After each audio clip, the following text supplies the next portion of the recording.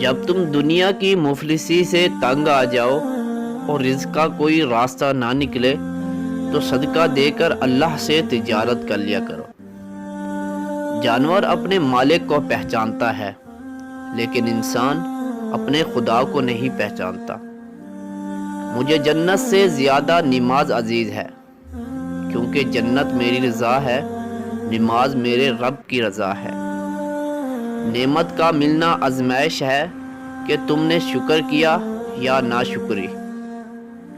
دوست وہ ہے جو دوستی کا حق دوست کے غیر موجودگی میں ادا کرے اور غیروں کی محفل میں اس کی عزت اور مقام کی حفاظت کرے۔